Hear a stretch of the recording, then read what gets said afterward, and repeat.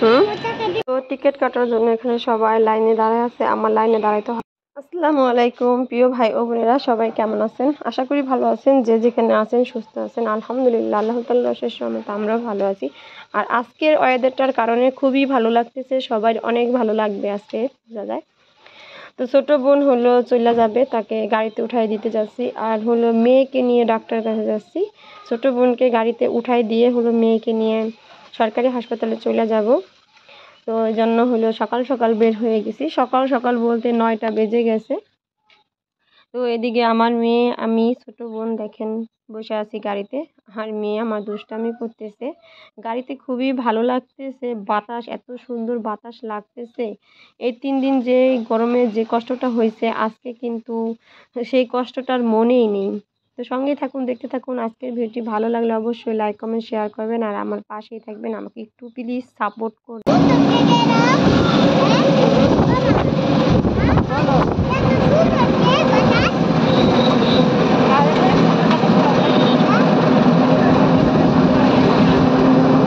দেখতে পাচ্ছেন টিকিটের জন্য সবাই সিরিয়ালে আছে, আমার সিরিয়াল ধরতে হয়নি। যাওয়ার পরে আমি টিকিট কাটতে।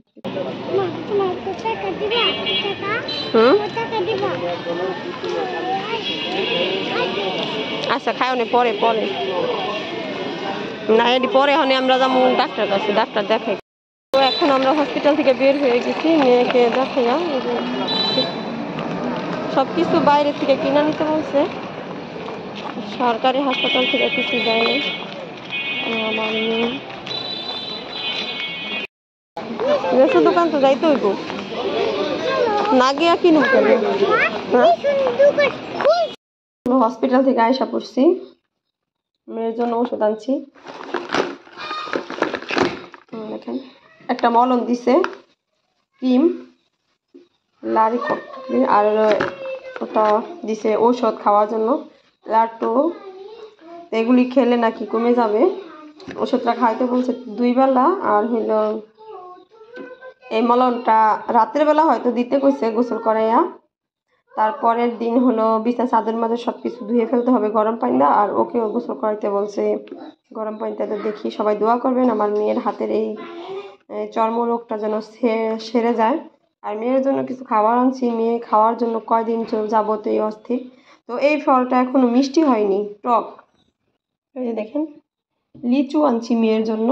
তো এগুলি কয়দিন যাবত খেয়া এটি ওঠার আগেই অস্থির হয়েছে, লিচু খাবে লিচু খাবে। তো 50টা লিচু আনলাম মেয়ের জন্য।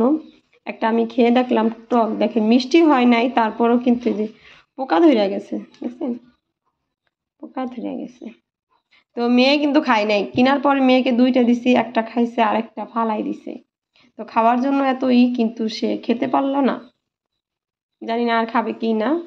তো বাচ্চারা এরকমই, খাওয়ার চেয়ে বায়না বেশি।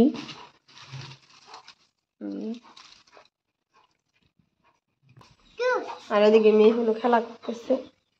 আর এই যে মুরগিটা দেখছিলেন, 8টা বাচ্চা হয়েছিল।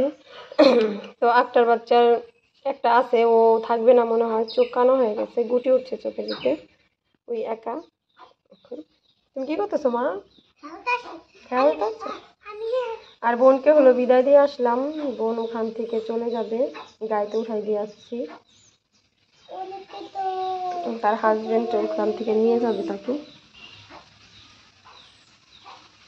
আর আজকে কত সুন্দর দেখেন বাতাস, কালকে বিকেল থেকেই বাতাস। এই 3 দিন যাবত কিন্তু অনেক পরিমাণ গরম ছিল।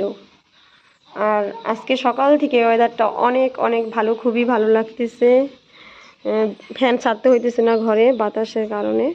আর এই কয়দিন ফ্যান ছাড়লেও মনে হয়েছে ফ্যান ছাড়ছি না কি ছাড়ছি, এরকম মনে হচ্ছে। খুবই ভালো লাগে, রোদও আছে হালকা আর বাতাসও আছে, প্রচুর বাতাস। কোথায় যেন বৃষ্টি হচ্ছে বা তুফান ঝড় হচ্ছে, এখানে সেই বাওটাই হয়তো আসতেছে।